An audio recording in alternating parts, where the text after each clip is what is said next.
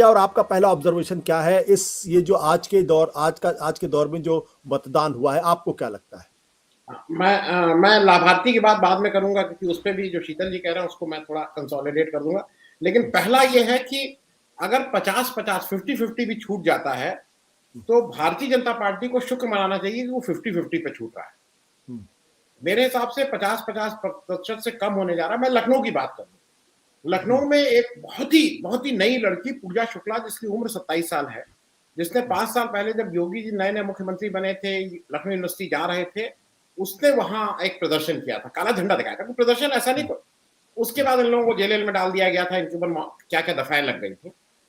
वो लखनऊ उत्तर से लड़ रही और उसको ये माना गया था कि ये तो वॉकओवर है और बहुत ही वीक कैंडिडेट दे दिया गया है, इसका कहीं पता नहीं। अप्रत्याशित रूप से, मतलब मैं इंक्लूडिंग मैं भी मानता था कि ये तो ऐसे ही मतलब दे दिया, ठीक है।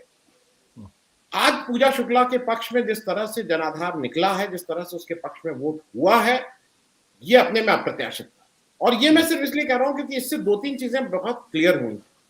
जो एंटी बीजेपी वोट है, जो बीजेपी से नाराज लोग हैं, वो अपने को रैली अराउंड कर रहे हैं अखिलेश यादव के पीछे, इसमें कहीं कोई दो राय नहीं, समाजवादी पार्टी के पीछे, इररिस्पेक्टिव वो जो भी उनको हो।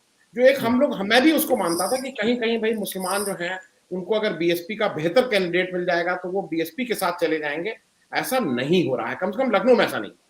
लखनऊ में जो भी कैंडिडेट, जो भी मुसलमान है, वो ठीक से समाजवादी पार्टी के पीछे है। इसमें एक कुछ लखनऊ में शिया सुन्नी का एक मामला थोड़ा चलता रहता है, तो ये था कि शिया जो है वो वोट दे देंगे बीजेपी, ऐसा नहीं है। 10-5% वो हर जगह आपके मेरे दोस्त मित्र हो सकते हैं, किसी का कोई किसी पार्टी से लड़े, लेकिन शिया भी इस समय बिल्कुल ठीक से समाजवादी पार्टी को वोट दे रहे हैं। तो एक तो चीज ये है कि anti BJP vote Samajwadi party के साथ कंसोलिडेट हो रहा है, ये एक उनका फायदा है, जो मैंने पूजा शुक्ला के रेफरेंस पे कहा। दूसरा, जो ये कम वोट जो मिल रहे हैं ना, मेरे तमाम जानने वाले हैं और मतलब दफ्तर में भी हैं, बाहर भी हैं, समाज में भी हैं, इसका एक बड़ा कारण एक ब्राह्मण समाज जो है उसने करीब करीब अपने को ये मान लिया कि अरे भाई मतलब नहीं, उसका मन करता है बीजेपी को देने का। उसके घर में जो हुआ है, चाहे वो कोरोना हो, चाहे जो भी हो, चाहे वो क्योंकि योगी जी राजपूत हैं, वो तमाम कारण हो सकते हैं ब्राह्मण के नाखुश होने के, उसने अपने को विड्रॉ कर लिया है। उसने कहा है कि हम नहीं वोट देने जा रहे हैं। और ये बड़ा कारण, जो कम वोट मिल रहे हैं उसका एक ब्राह्मण समाज बड़ा कारण है, जो अपने को घर में बैठ गया है। मैं एक चीज और करूंगा जो शायद मुझे ऐसा लग रहा है कि जिसका असर कहीं ना कहीं पांचवें छठे सातवें में बीजेपी को उसका असर दिखेगा। जैसे और ये थोड़ा आउट ऑफ कंटेक्स्ट बात है, चन्नी जी की बात लोग करते हैं और वहां पे उनको बताया गया कि वो तो दलितों के नेता है ही नहीं, वो टोटल दलितों में जो रामदसियां हैं वो 6% है, इसलिए उनका कोई रेलेवेंस नहीं।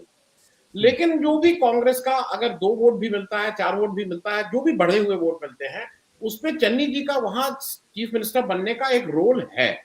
उसी तरह से राम रहीम को जो इन्होंने काम किया है, राम रहीम जी हो सकता है वहां पे इनको 117 सीट जितवा दें, वो डेरा सच्चा वो कर दे। लेकिन अब जो एक नैरेटिव बन रहा है कि भैया अब अगली बार आसाराम आ रहे हैं, गुजरात इलेक्शन आ रहा है, असली अगले बार आसाराम जी हैं। और अगर यही सिलसिला चलता रहा तो कुलदीप सेंगर साहब भी वो फरलो लेके या पैरोल लेके वो भी आ जाएंगे, कूद जाएंगे, क्योंकि एक रास्ता तो दिखा दिया राम रहीम ने। तो ये जो भी बीजेपी ने किया अपने डेस्परेशन में, उससे मुझे लग रहा है कि लॉन्ग टर्म बीजेपी का इस इलेक्शन में ही उसको नुकसान हो रहा है, क्योंकि एक आम जनमानस जो है, जिसका जो फेंस सिटर कह लीजिए या जो इधर ने उसको ये चीजें अच्छी नहीं लग रही हैं। राम रहीम के ये लोग मतलब रेप के विक्टिम है भाई, रेप। तो क्या पहली क्वालिफिकेशन इसकी रेप है? आसाराम ने तो बच्ची का रेप किया था, तो इनसे अच्छा ही क्वालिफाइड है वो कुलदीप सेंगर। तो मैं ये कह रहा हूं कि ये जो बीजेपी का नैरेटिव है वो अभी तक सेट नहीं हो पाया है। चौथा चरण जो सबसे इंपॉर्टेंट था बीजेपी के लिए, जहां उसको लीड लेनी चाहिए थी या कम से कम थोड़ा ज्यादा करना चाहिए था, वहां नहीं हुआ है। लखनऊ की 4 सीटों के नाम मैं नाम से बोल सकता हूं, जो 4 सीटें हैं। आनंद जी, जी हेलो आनंद जी, सॉरी मैंने आपको बीच में इंटरप्ट किया। ये जो लाभार्थी वाली बात की जा रही है, भारतीय जनता पार्टी इसको लेके बहुत आश्वस्त है। और उत्तर प्रदेश के अंदर 1,72,00,000 लाभार्थी है, जो चाहे एक योजना से या दूसरी योजना से। और जो 172 लोगों की 1,72,00,000 लोगों की जो लिस्ट है, इस पूरी लिस्ट के साथ पार्टी का जो स्ट्रक्चर है वो लगातार कोऑर्डिनेट करता रहा। ऐसा नहीं कि उनके उनके खाते में पैसा पहुंचा और उसके बाद वो भूल गए। पार्टी लगातार उनसे कोऑर्डिनेट करती रही, उनसे इंटरेक्ट करती रही है। तो इस लाभार्थी को अगर हम भूलना क्या उचित होगा?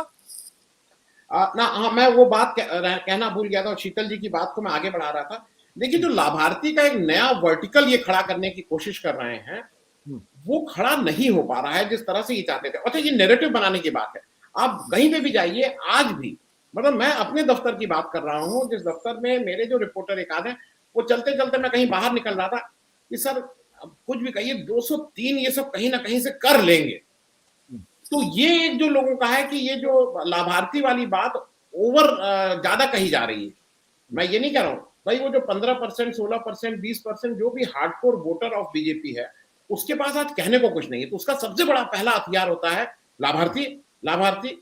और जैसा शीतल जी ने कहा कि अब लोगों को चाहे वो बीजेपी नहीं, कोई भी कुछ दे, ये सबको लगता है कि अपने पिताजी के घर से थोड़ी दे रहे हो।